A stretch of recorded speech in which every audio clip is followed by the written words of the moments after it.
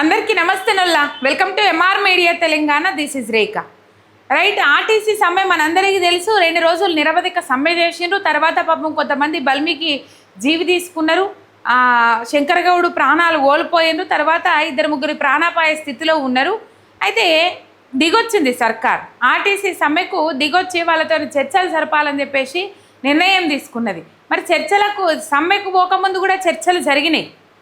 ఆ చర్చలు ఏంది, ఏం జరిగింది ఆ చర్చలల్లా, పొన్నం ప్రభాకర్ ఇన్వాల్వ్మెంట్ ఉన్నదా లేదా, ఈ వీడియోలో మనం అన్ని ముచ్చట్లు మాట్లాడుకుందాం. మీరు ఒక్క సబ్స్క్రైబ్ చేసుకోండి. మీ ఒక్క సబ్స్క్రైబ్ నాకు ఎంతో బలం.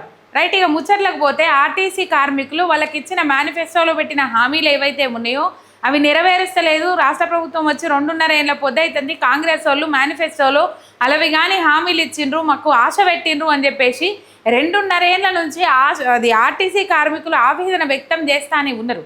ఒక్క ఆర్టీసీ కార్మికులని కాదు, యావత్తు తెలంగాణ సమాజం మొత్తము ఇదే బాధలలో మునిగున్నది. ఏ సామాజిక వర్గానికి చెందిన ప్రజలు కూడా సంతృప్తికరంగా ఈ పాలన మీద అది ఆనందం వ్యక్తం చేసేటోళ్ళైతే ఎవరు లేరు. ఈవెన్ కాంగ్రెస్ పార్టీ నాయకులతో సహా కాంగ్రెస్ పార్టీ నాయకులు కూడా తీవ్రమైన అసంతృప్తి వ్యక్తం చేస్తూ ఉన్నారు. రేవంత్ రెడ్డి పోకడ మీద, ఒంటెద్దు పోకడ మీద క్యాబినెట్ మంత్రులు కూడా అసంతృప్తి వ్యక్తం చేస్తూ ఉన్నారు.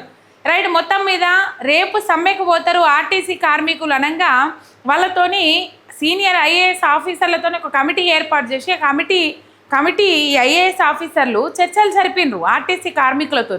చర్చలు జరిపే వరకు ఆ చర్చలు సఫలం కాలే, విఫలమైనవి.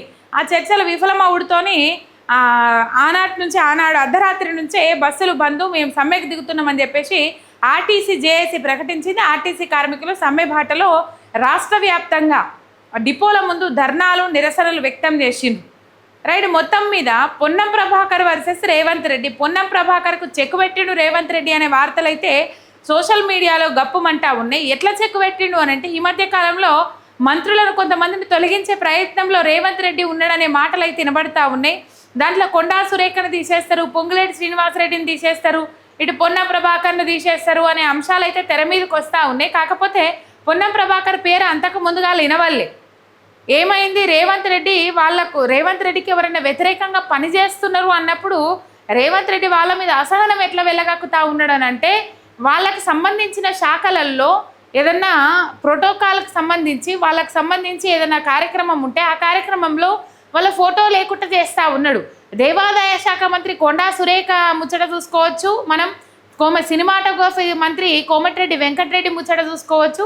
మొన్న వ్యవసాయ శాఖ మంత్రి తుమ్మల నాగేశ్వరరావు ఫోటో లేకుండానే రైతు భరోసా రెండవ విడత కాదు, ఫస్ట్ 1 ఎకరానికి విడుదల చేసారు, తర్వాత 2వ ఎకరానికి 6,000 రూపాయలు విడుదల చేసే క్రమంలో అక్కడ తుమ్మల నాగేశ్వరరావు ఫోటోనే లేదు. అక్కడ ఇంకా చాలామంది పడనే పడలేదట. అవి ఏం విడుదల చేసిర్రో ఏం కథనో కానీ 2వ ఎకరానికి ఇంకా పైసలు పడనే పడలేదట.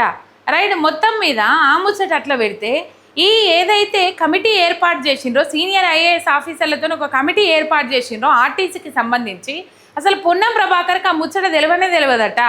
అది ఆయన శాఖ. ఈ మధ్యకాలంలో రేవంత్ రెడ్డి అత్యుత్సాహం చూడొచ్చు. ఆ శాఖ సంబంధమైన మంత్రుల ప్రమేయం లేకుండానే ఆయననే ఒంటెద్దు పోకడ పోకుండా ఆయననే సొంత నిర్ణయాలు తీసుకుంటున్న సిచ్యువేషన్స్, పరిస్థితులు మనకు ఎన్నో కనబడతా ఉన్నాయి. రైట్, ఇటు నీటిపారుదల శాఖలో కావచ్చు, ఆయనకి ఏం తెలుసని తీసుకుంటుండో ఏం కథలో తెలియదు. ఇక కోమటిరెడ్డి వెంకటరెడ్డి శాఖలో కావచ్చు, ఇప్పుడు పొన్నం ప్రభాకర్ రవాణా శాఖకు సంబంధించి ఆ కమిటీ ఏదైతే వేసిండ్రో ఆ కమిటీ వేసిన ముచ్చటనే పొన్నం ప్రభాకర్కు తెలియదట. అందుకే పొన్నం ప్రభాకర్ మస్తు ఫైర్ అయిండ్రు రేవంత్ రెడ్డి మీద. క్యాబినెట్ సమావేశం ఏర్పాటు చేసుకున్నారు కదా నిన్న.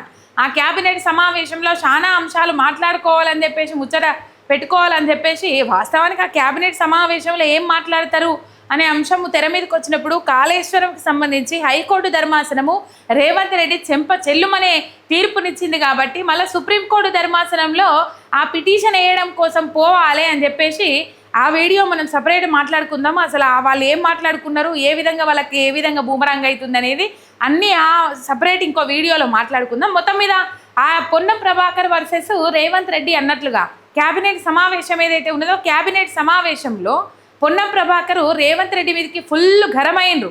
మంత్రులను కీలు బొమ్మల లెక్క ఆడిస్తామంటే నడవది, మంత్రులకు తెలియకుండా మంత్రుల శాఖలకు సంబంధించిన అంశాలలో తలదూర్చుడు కరెక్ట్ కాదు అని చెప్పేసి పొన్నం ప్రభాకర్ ఫైర్ అయిండ్రు. అయితే ఆ కమిటీ కమిటీ వేయకంటే ముందుగానే చాలా రోజుల నుంచి ఆర్టీసీలో ఈ పరిస్థితి ఉన్నది. గత 3 నెలల నుంచి చెప్పుకుంటూ వస్తున్నారట రేవంత్ రెడ్డికి. కనీసం పట్టించుకున్న పాపాన పోలేదట.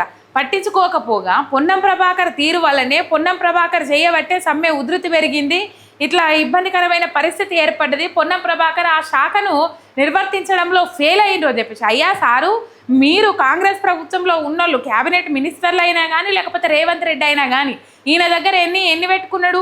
విద్యాశాఖ పెట్టుకున్నాడు, మున్సిపల్ శాఖ పెట్టుకున్నాడు, హోంశాఖ పెట్టుకున్నాడు. ఈ శాఖలు ఏమన్నా సమర్థవంతంగా పనిచేపిస్తున్నాడా రేవంత్ రెడ్డి? పోయి పని చేస్తున్నాడా? విద్యాశాఖను ఆగం చేసిండు, హోంశాఖను ఆగం చేసిండు, మున్సిపల్ శాఖను ఆగం చేసిండు. భ్రష్టు పట్టించే కార్యక్రమాలు అయితే ఉన్నాయి. ఇక ఏమో అంటారు కదా, ఆవు చేన్ల మేస్తే, రేవంత్ రెడ్డి చెప్తాడు ఈ డైలాగు, ఆవు చేన్ల మేస్తే దూడేమన్నా ఒడ్డు మీద మేస్తుందా, గట్టు మీద మేస్తుందా? ఆవు కూడా చేన్లనే మేస్తుంది. మరి నీ శాఖలే గట్ల ఎలుగబడతా ఉన్నాయి, ఇంకా మిగతా మంత్రులు ఏ విధంగా మంచిగా పనిచేస్తారని చెప్పేసి యావత్తు తెలంగాణ సమాజం ప్రశ్నిస్తూ ఉన్నది.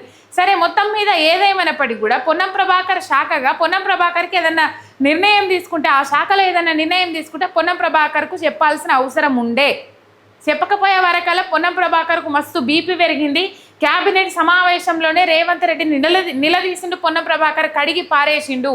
మా శాఖలతోని మీకేం పని, మా శాఖలలో నువ్వు ఎందుకు ఏలు పెడతావు, మంత్రులను కీలు బొమ్మల లెక్క ఆడిస్తామనంటే చూస్తూ ఊరుకునేది లేదు అని చెప్పేసి ఫుల్గానే సీరియస్ అయ్యిండట రేవంత్ రెడ్డి మీదకి. అంతల్నే ఇంకా మిగతా మంత్రులు మధ్యలో జొరబడి అయిపోయింది కదా ఇష్పెట్టురి అన్నట్లుగా సమాధానం చేసే ప్రయత్నం చేసిండ్రు. అంతల్నే బట్టి విక్రమార్క ఆర్టీసీ కార్మికులతోని లేకపోతే ఆర్టీసీ జేఏసీతోని నేనే చర్చలు జరుపుతా, నేనే స్వయంగా వాళ్ళతోని మాట్లాడతా అని చెప్పేసి ఆ లొల్లి కొట్లాట ఏదైతే ఉన్నదో దాన్ని సద్దుమణిగేటట్టు చేసిండ్రు అన్న సమాచారం అయితే వినబడతా ఉన్నది, బయటకు వస్తూ ఉన్నది.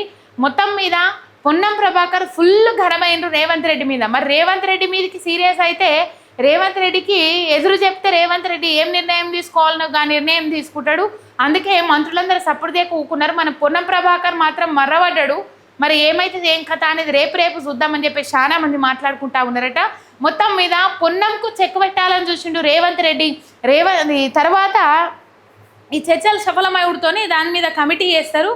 ఆ కమిటీ చేసి ఆ కమిటీలో ఇది జూన్ 2 తారీఖు నాడు ఆర్టీసీ విలీనం ప్రకటిస్తారట. మొత్తం మీద ఆర్టీసీ కార్మికులు ఎవరైతే ఉన్నారో ఆ కార్మికులకు సంబంధించి ప్రభుత్వంలో విలీనం. ఇది పోయిన ప్రభుత్వము తీసుకొచ్చిన జీవో, కానీ 2.5 ఏళ్ళు కాలయాపన చేసింది. 42,000 ఆర్టీసీ కార్మికులను ఇబ్బంది పెట్టే ప్రయత్నం చేసింది రాష్ట్ర సర్కార్. ఇప్పటికైనా నిర్ణయం తీసుకున్నది. పాపము శంకర్ గౌడ్ ప్రాణాలు తీసుకున్నారు, చాలా బాధ అనిపిస్తూ ఉన్నది. కాకపోతే పొన్నం ప్రభాకర్ అయితే ఫుల్ ఫైర్ అయ్యిండు రేవంత్ రెడ్డి మీదకి. ఇక మరి ఇది చిలికి గాలివాన అవుతుందా, అక్కడనే సద్దుమణుగుతుందా అనేది రేపు చూద్దాం. ఒక్క సబ్స్క్రైబ్ చేసుకొని సపోర్ట్ చేయండి. మీ ఎంఆర్ మీడియా తెలంగాణ శనార్థి.